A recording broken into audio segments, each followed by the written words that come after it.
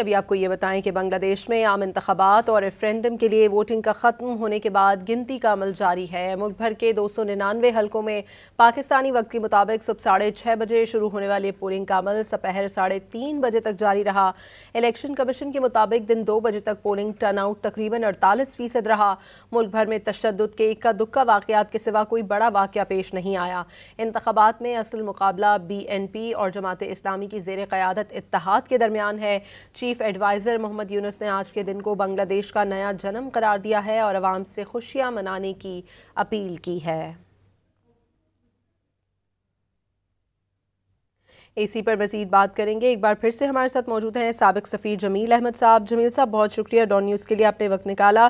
اب انتخابی نتائج آیا چاہتے ہیں۔ حسینہ واجد اپنے خاندانی پس منظر کے باعث پاکستان سے نفرت کی داستان بنی رہیں۔ بنگلہ دیش میں اب نئی حکومت بننے کے بعد آپ کیسے دیکھ رہے ہیں پاک بنگلہ دیش تعلقات کو؟ بنگلہ دیش کی ظاہر ہے ان کی خاندانی لحاظ سے اگر دیکھا جائے تو شروع سے پاکستان سے انہوں نے ایک مخاصمت اور دشمنی رکھی، اور وہ دشمنی پاکستان سے یہاں تک کہ وہاں کے سفیر جو میرے دوست بھی ہیں پہلے جو تھے، وہ کہتے تھے کہ وہ لوگ بات کرنا نہیں پسند کرتے تھے ان کی حکومت کے لوگ، اور کبھی حسینہ واجد کسی پاکستانی سفیر سے ملنا پسند نہیں کرتی تھی، ماں سوائے پچھلے کوئی 17 برس میں ایک سفیر سے وہ ملی ہیں ہمارے۔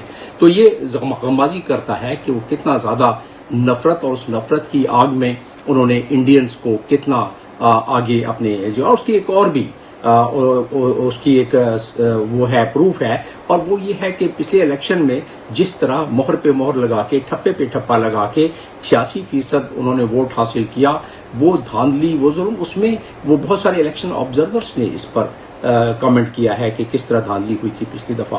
تو ظاہر ہے وہ دور تو معلوم ہوتا ہے کہ ختم ہو گیا۔